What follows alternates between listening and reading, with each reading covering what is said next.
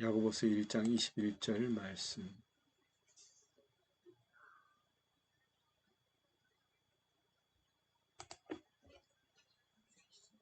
다 찾으신 줄 알고 제가 읽어드리겠습니다.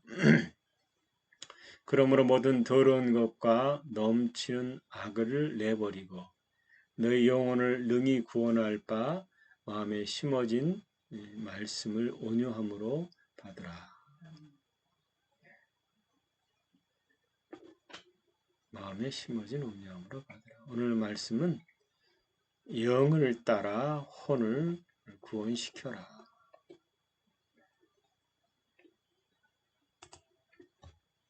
우리가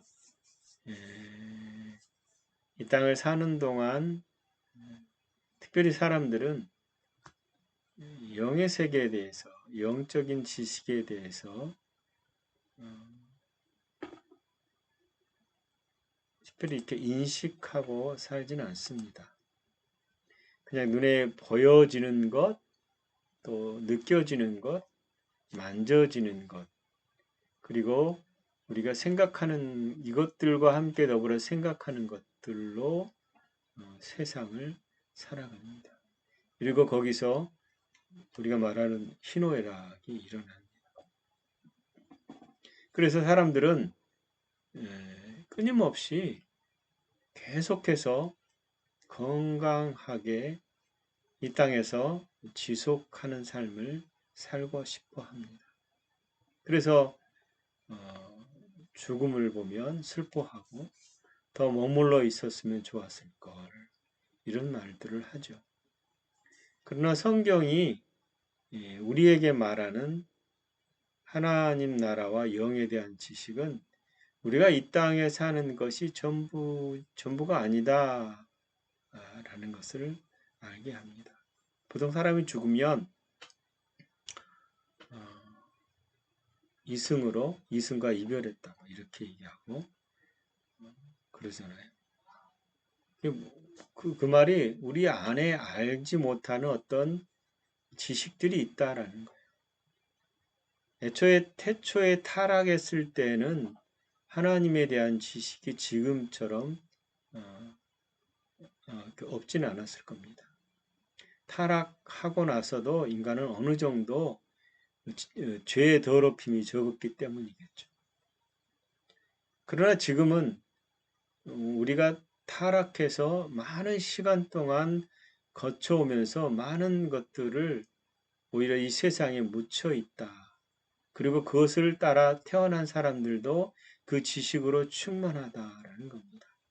그러다 보니까 새로운 말씀들, 진리들이 전파되려고 할 때에 정말 많은 부딪힘이 생기는 것 같아요. 여러분, 악한 영들, 타락한 존재들은 몸이 없습니다. 그리고 그들은 몸이 있는 사람에게 들어와서 뭔가의 영향력을 끼치려고 하죠. 그리고 사람 안에 살기를 끊임없이 시도합니다. 그래서 이 땅을 자신들이 원하는 방식으로 지배하고 싶어 하는 거죠. 그리고 타락한 영들은 인간을 억압하고 집착하게 하고 가능하면 사람들을 사로잡으려고 한다라는 겁니다. 그래서 우리가 변화된 우리가 어떻게 하면 어떻게 더 우리 삶을 하나님이 기뻐하시는 것으로 변화되고 바뀌어야 되는가에 대한 이해가 없으면 이 세상에서 세상 권세가 주는 많은 영향력과 이 하나님과 반대되는 이 문화적 가치들을 따라서 살아간다는 거예요. 우리가 늘 얘기했지만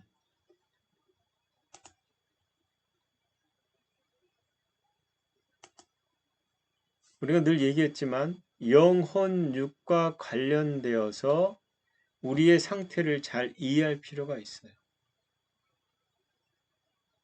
사람은 우리가 여러분과 늘 나눈 것 중에 하나가 영적 존재다. 전에는 제가 개혁신학에서 배웠던 것은 사람은 영혼, 육의 통합적 구조로 봐야 된다 이렇게 얘기했어요. 맞는 말씀이죠. 그러나 성경에는 영혼, 육을 얘기하고 있고 이것을 이해할 때 영적인 부분, 혼적인 부분, 육체적 부분으로 되어 있다라고 말하는 사람도 있습니다. 그런데 이게 잘못하면 오해가 생긴다라는 거예요. 실제로 사람은 영입니다. 그리고 사람의 어느 한 부분이 영이 아니라 사람은 영입니다. 우리가 영이라는 거죠. 그리고 그 영인 나는 마음과 의지, 감정을 가진 혼을 가지고 있고 그 혼을 가진 내가 어디 안에 살아요? 육체 안에 산다라는 겁니다. 그래서 어느 부분은 육체고 어느 부분은 혼이고 어느 부분은 영이다 이렇게 말하는 것이 아니라 내가 영인데 혼을 가지고 몸 안에 산다라는 것이 맞다라는 겁니다. 그래서 이것을 분리하다 보면 많은 오해들이 생길 수 있다라는 것을 알 수 있습니다. 분리하단 말이 나의 존재를 그렇게 분리해서 나는 혼이기도 하고 나는 육체이기도 하고 나는 영이기도 하다 이렇게 말하는 것이 아니라 나는 영인데 혼을 가지고 몸 안에 산다.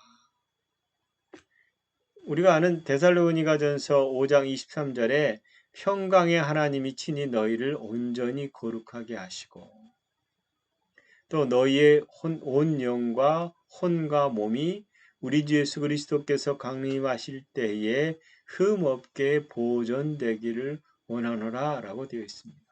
그리고 이 영혼육을 나눌 수 있는 유일한 것이 뭐냐라고 말할 때 하나님 말씀입니다.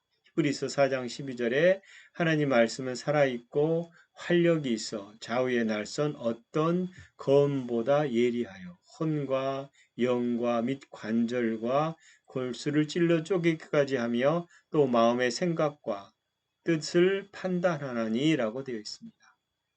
잘 생각해 보세요. 말씀이 살아 있습니다. 그리고 활력이 있습니다. 그래서 어떤 검보다 예리해서 혼을 나누고 영을 나누고 관절과 골수를 쪼갠다. 그리고 이 말씀이 마음의 생각과 뜻을 판단한다 라고 말하고 있다라는 사실입니다. 그래서 우리의 본성을 이해할 때 사단은 우리를 어떻게 지배하려냐라고 말할 때 육체적 오감, 변화되지 않은 혼, 그 다음에 우리의 육체를 통해서 사람을 끊임없이 조종하고 하나님이 원하시는 것이 아니라 자신들이 원하는 삶을 통해서 우리가 절망과 패배로 가게 한다라는 겁니다. 그렇기 때문에 우리가 마음인 이 혼을 새롭게 하고 육체를 새롭게 창조된 영에게 어떻게 해요? 통치함을 받고 그렇게 할 때에 사단의 역사들이 현저하게 우리 삶 가운데 줄어들고 사라진다. 여러분 나는 영이라고 그랬잖아요. 거듭난 영. 이 속사람이 우리의 혼과 육체를 지배하고 다스리는 것을 우리가 배워야 돼요.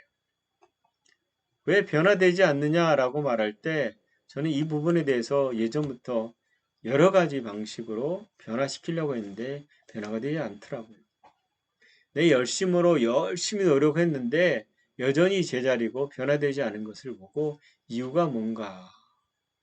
그런데 성경에는 이것을 해결하는 방식을 한마디로 정의하는 게 있어요. 로마서 8장 13절에 가면 너희가 육신대로 살면 반드시 죽을 것이로되 영으로서 몸의 행실을 죽이면 살리니라고 되어 있습니다. 성경에서 로마서의 8장에는 육신의 생각은 하나님과 원수가 된다. 그리고 그 끝은 멸망이다 이렇게 되어 있습니다. 육신이 뭐죠? 우리 몸과 혼이 연합된 상태로 하나님의 뜻을 따라 살지 않는 거죠.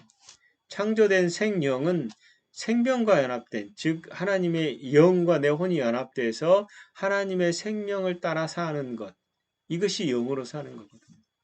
이게 영적인 생각을 가져올 수 있는 거고 이 구조가 깨져서 타락한 후에는 내 혼이 육과 연합해서 살아가는 것이죠. 이게 육신대로 사는 겁니다. 근데 그리스도인들이 이 육신대로 살 수 있을 수 있다라는 거예요. 영임에도 불구하고. 그런데 몸의 행실을 내가 우리의 몸에 좋지 않은 것, 정욕, 소욕, 여러 가지 것들을 죽일 수 있는 유일한 방식은 내가 육신적으로 막 율법적인 방식을 따라서 노력하는 것이 아니라 이미 온전하게 된 영을 따라서 이것을 죽일 수 있다. 그래서 사람은 영적 존재로서 영이 중심이 돼서 육체도 다스리고 마음도 변화시켜야 되는 것입니다.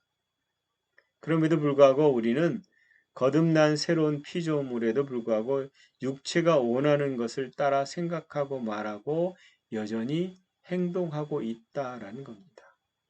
그래서 에베소서 2장 3절에 보면 전에는 우리도 다 그 가운데서 우리 육체와 욕심을 따라 지내며 육체와 마음이 원하는 것을 하여 다른 이들과 같이 본질상 진노의 자녀였더니 이렇게 되어 있습니다. 거듭나기 전에는 우리가 이렇게 살았다는 거예요. 몸이 요구하는 욕심을 따라서 몸과 마음이 원하는 것을 하는 것. 그게 타락한 사람들인데 그런 본질상의 진노의 자녀였다. 생각해 보십시오. 전에 우리가 그렇게 살았다. 그러면 지금은 그렇게 살지 않느냐라고 말할 때 여전히 우리가 육신적 그리스도인으로서 이 삶을 살아가고 있는 게 대부분이에요. 저도 비슷한 여전히 이 유형에서 벗어나려고 하지만 이것을 벗어나려고 할 때에 어떻게 할 것인가 고민을 해야 되는 것입니다. 거듭나기 전에는 우리가 분명히 육체의 욕심을 따라서 지내고 육체의 마음을 원하는 것을 따라 했다. 그런데 거듭난 후에는 반대의 삶을 살아야 되는 것입니다. 거듭난 피조물에게 가장 뭐죠? 싸워야 될 게 뭘까요? 죄와 싸워야 될까요? 아니면 육신의 욕심과 싸워야 될까요? 육신의 욕구를 쳐서 그것을 따라가지 않고 영을 따라 사는 삶. 왜냐하면 우리가 죄와 싸우질 않아요. 어떻게 보면. 죄와 싸우지 않는 말은 죄는 우리와 상관이 없이 죽었기 때문이에요. 다시 말하면 죄를 자꾸 분별해서 짓지 말아야지, 짓지 안 지어야지 이런 사람이 아니라 내가 어떤 존재로서 무엇을 바라보냐가 내 삶을 반영하게 돼 있다. 그런데 이것은 죄고 이것은 죄가 아니고 자꾸 이렇게 분별하면서 이게 판단하려고 하지 말라는 거예요. 이미 그리스도 안에서 나는 온전한 존재다라는 걸 인정하고 그것을 바라보면 죄는 우리와 상관이 없게 되고 육신의 소욕도 일어나지 않는다라는 겁니다. 즉 무엇을 주목하느냐가 굉장히 중요합니다. 착각하지 말아야 될 게 뭐냐면 우리 몸이 욕심이 일어나니까 이 몸이 죄구나 이렇게 생각하지 마십시오. 몸을 따라 죄가 발생하는 것이죠. 육신을 따라서 죄가 발생하는 것이죠.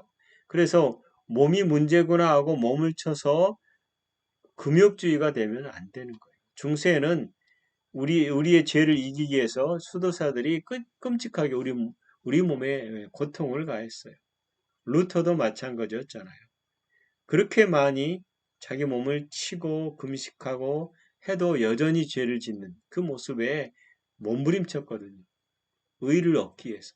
그런데 루터가 발견한 게 오직 믿음으로 의롭게 되는 거라는 걸 알게 된 겁니다. 우리가 육신을 따라가지 않고 영을 따라 생각하고 영을 따라 말할 때에 우리는 마귀와 관련된 많은 문제를 해결할 수 있어요. 믿는 자들은 재창조된 영이 지배할 때, 즉 우리의 영이 거듭난 영이 우리를 지배할 때에 비로소 우리는 육체와 마음이 원하는 것을 따라 살지 않게 된다라는 겁니다. 교회가 많은 사람들이 새로워지지 않은 마음, 새로워지지 않은 육체를 따라가는 것을 배우지 않고 영을 따라가는 걸 배우지 않고 이것을 다시금 율법으로 돌아가서 율법을 따라서 해결하려고 할 때에 문제가 생기는 거예요. 바울은 이것을 끊임없이 율법을 따라 살지 말라라고 얘기하는 것입니다. 고린도후서 5장 17절에 우리가 잘 아는 말씀이죠. 그런즉 누구든지 그리스도 안에 있으면 새로운 피조물이라. 그 다음 구절이 뭐예요? 이전 것은 지나갔으니 보라 새 것이 되었도다. 이전 것은 지나갔다. 과거의 습관, 과거의 상처, 이 모든 것은 더 이상 내가 아니다라는 거. 이건 지나갔어요. 전에는 이런 것들이 나라고 생각했던 것인데 지나갔다라는 거. 새로운 나는 누구예요? 하나님이 말씀하신 거듭난 나. 거듭난 나를 통해서 우리 안에 심겨진 하나님의 성품, 하나님의 사랑, 하나님의 온전하심이 나예요. 그런데 과거 것을 자꾸 끄집어 모아서 내가 변하지 않았다고 생각한다면 그거는 마음이 변하지 않았을 뿐이고 나는 변화된 겁니다. 그래서 변화된 나, 새롭게 된 나를 끊임없이 얘기해야 되는 것입니다. 구원받은 것이 겉사람이나 눈에 보이는 육체가 아니다. 우리는 잘 알지 않습니까? 우리는 아무리 거듭나도 겉사람은 변하지 않습니다. 우리의 마음도 새롭게 되지 않았습니다. 그런데 우리는 새롭게 변화됐다. 이 속사람만이 변화됐다. 이것은 그리고 더 이상 이 영을 따라 살아가야 된다라는 것입니다. 그래서 우리가 새로운 피조물이 우리 육신이나 혹은 혼이 새로워진 것이 아니기 때문에 이 겉사람을 우리가 다뤄야 되는 거예요. 어떻게 다뤄야 되느냐?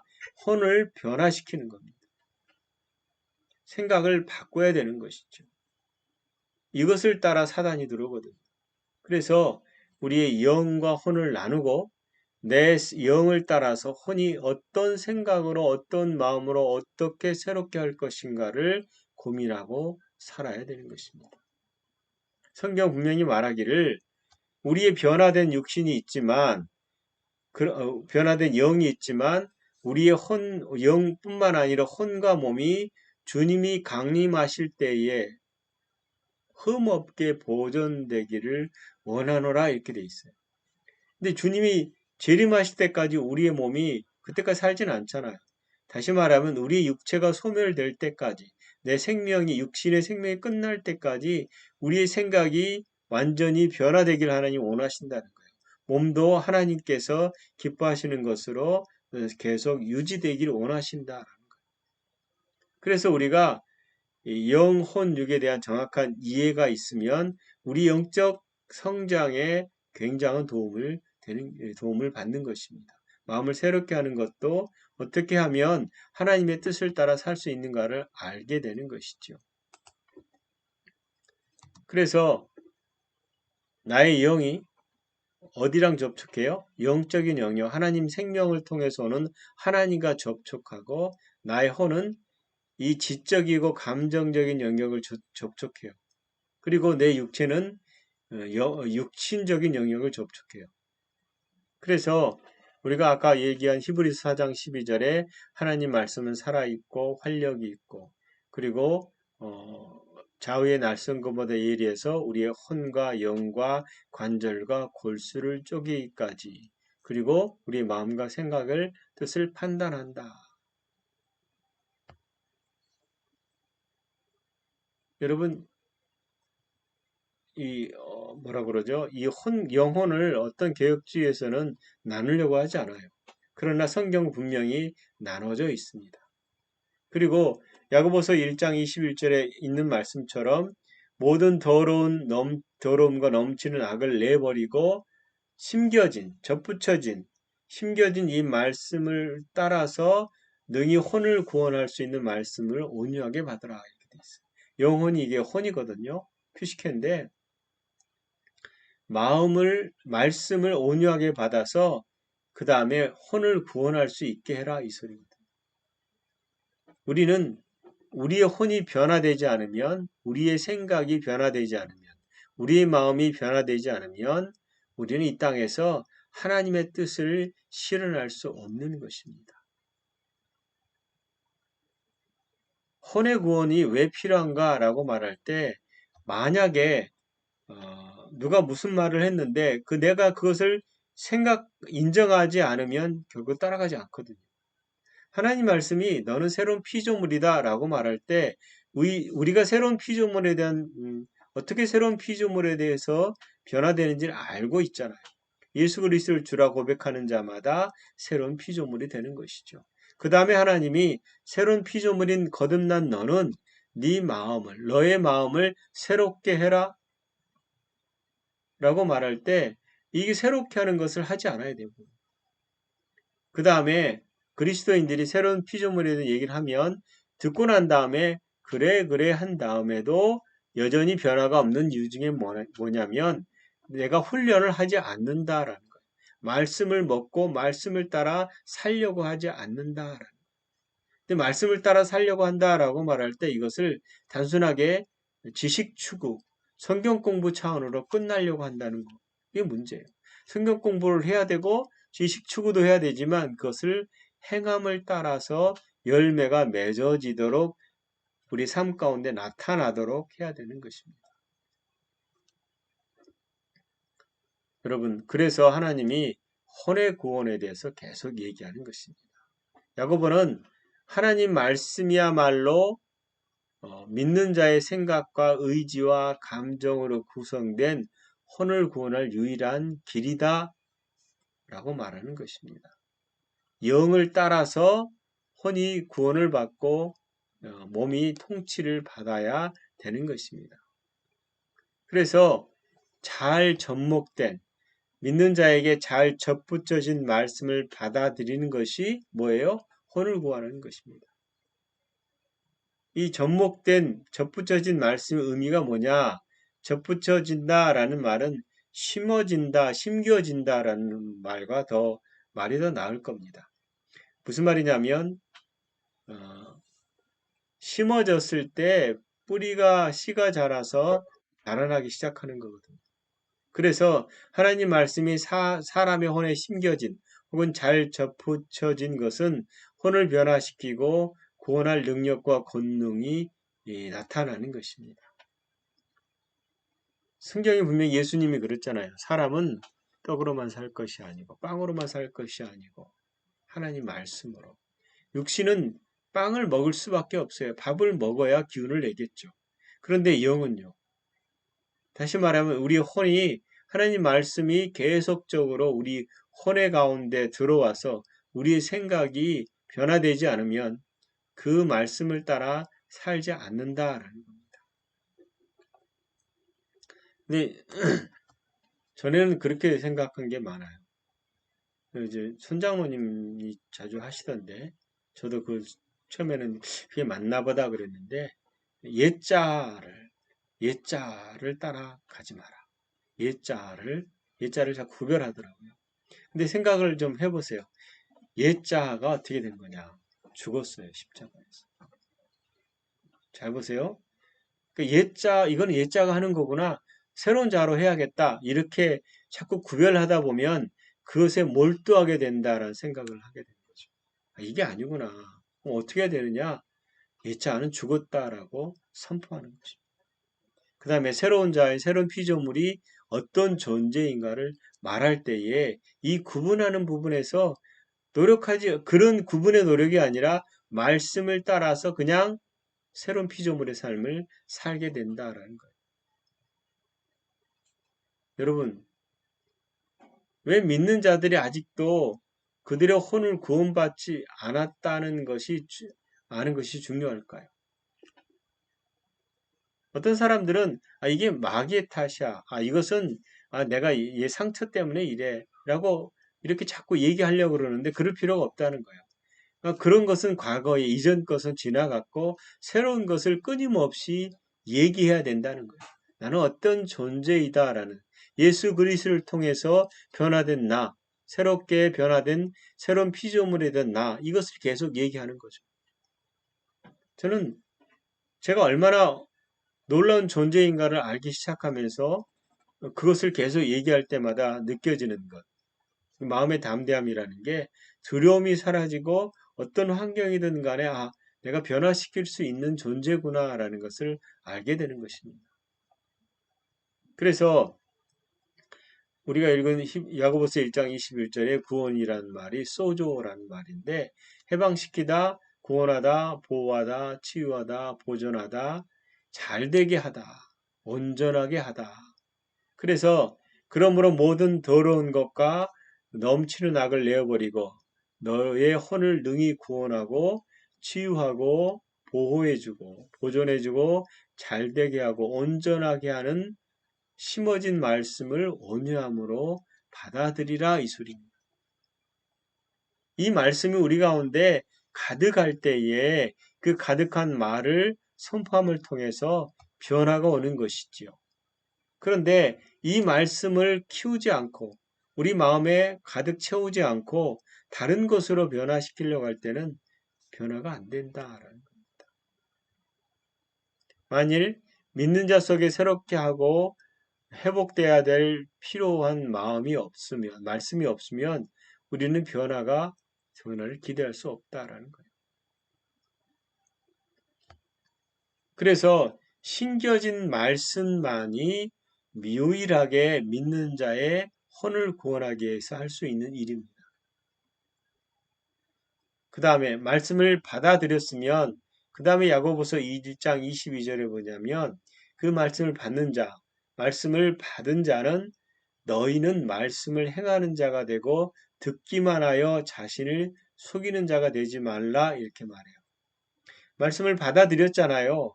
받아들이고 고백을 했잖아요. 그 다음에 고백한 그는 말씀을 따라 행하여야만 유익을 얻을 수 있다라는 거예요. 하나님 말씀을 듣고 행하는 일은 사단을 대항할 능력의 무기가 되는 것입니다. 야고보서 4장 7절에 그런즉 너희는 하나님께 복종할지어다 이렇게 얘기했어요. 마귀를 대적하라 그리하면 너희를 피하리라. 하나님 말씀으로 마귀를 대적할 필요가 있는 것입니다. 그렇게 할 때만이 우리를 진리 안에서 날마다 삶 가운데 승리를 맛보게 되는 것입니다. 베드로전서 1장 22절에 보면 너희가 성령을 통해서 진리의 말씀에 순종함으로 우리의 영혼을 깨끗하게 거짓없이 형제 사랑하게 이르렀다. 그래서 뜨겁게 사랑하라고 그러는데 성령님을 통해서 진리에 순종하는 것이 우리의 혼을 깨끗하게 하는 것입니다. 그리고 말씀을 행하는 자가 마땅히 유익을 얻게 되는 것이다. 만약에 우리 혼에 무슨 일이 일어나지 않는다, 이 부분의 책임은 누구에 있어요? 우리에게 있어요. 우리가 사단이 이 통로를 통해서 우리를 해방시키려고 한다면, 삶을 해방하려고 한다면 반대로 성령님이 이 통로를 통해서 일하시도록 우리 의지가 성령님과 연합해야 되는 것입니다. 그래서 그분이 말씀하는 것에 순종하여서 우리 마음의 말씀을 채우고 그 말씀을 따라서 행동할 때에 우리는 흔들리지 않는 그리스도인의 삶을 살게 되는 것입니다. 우리가 전에 제가 그런 사역을 한 적이 있는데 귀신을 열심히 쫓는 일이죠. 귀신 들렸다고 했을 때 그 사람을 예수 이름으로 쫓아냈어요. 물론 예수님도 이렇게 하셨죠. 그러나 중요한 것은 마귀를 쫓는데 가장 탁월한 방식, 마귀가 활동을 우리 삶 가운데 현저하게 하지 못하는 방식은 구원받게 하고 혼을 새롭게 변화시키는 겁니다. 그게 가장 탁월한 일이죠.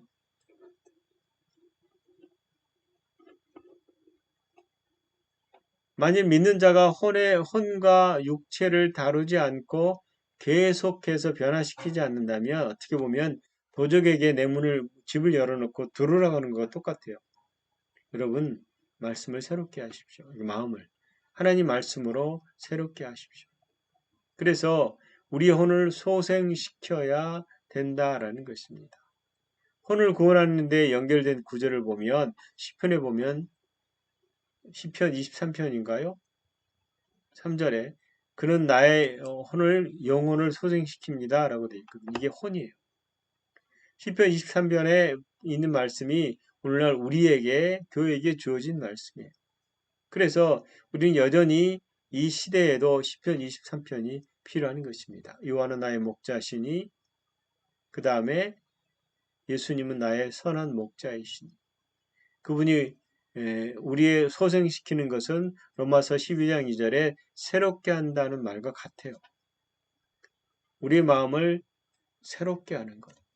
그래서 구원하고 재건시키고 새롭게 해서 우리의 마음이 온전하게 되는 것. 이게 소생시키는 거거든요. 만약에 우리가 가치 없는 것을 소생시킬 필요는 없지만 우리의 마음이 가치가 있어요. 왜냐하면 영과 연합되어서 하나님의 뜻을 행할 수 있는 유일한 길이기 때문이죠. 우리의 영은 회복시킬 필요가 없고 이미 새롭게 됐습니다. 우리의 생각이 변화되어야 되는 것입니다. 우리 생각의 변화를 따라서 이 땅에서 하나님 말씀으로 새롭게 될 때 우리는 우리의 삶 가운데 놀라운 일들을 하게 될 것입니다.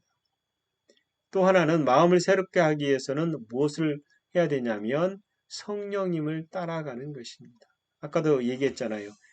우리의 육신을 오직 영으로 이게 회복시킬 수밖에 없다라고 말할 때 갈라디아서 5장 16절은 내가 이르노니 너희는 성령을 따라 행하라 이렇게 되어 있어요.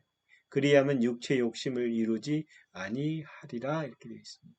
성령님을 따르면 이라고 말하는 것인데 이것은 육신을 이기는 것은 영이 하는 것처럼 말씀이 하는 것처럼 성령님을 하는 것도 여전히 말씀과 연결되어 있습니다. 여러분 하나님 말씀을 끊임없이 여러분 마음에 심으십시오. 그리고 그 말씀을 따라 고백하고 그 말씀을 따라 행하십시오. 그러면 우리의 혼이 영을 따라서 구원을 얻게 되고 이 땅에서는 하나님의 뜻을 실현하는 자로 우리가 온전히 서 있게 될 것입니다. 여러분 그런 여러분 되시기를 예수 그리스도 이름으로 축원합니다.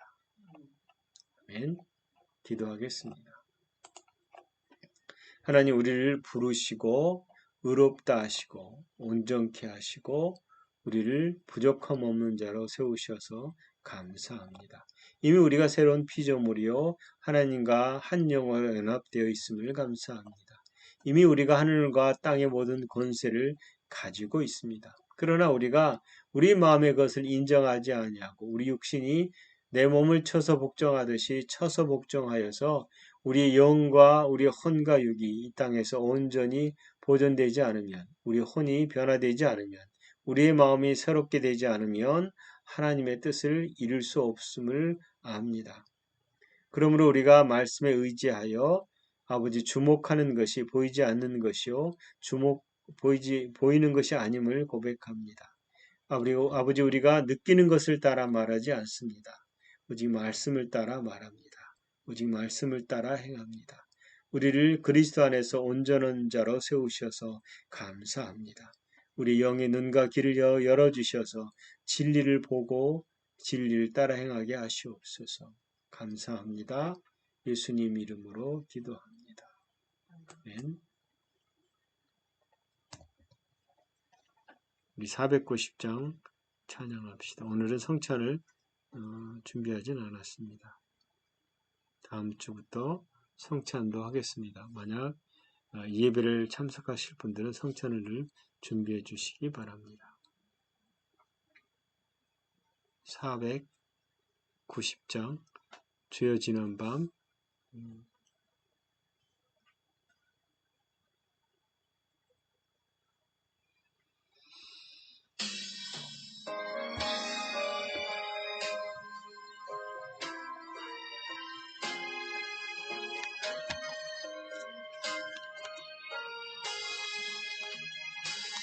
주여 지난 밤 내 꿈에 배었으니 그 꿈 이루어 주옵소서. 밤같이 내게 시를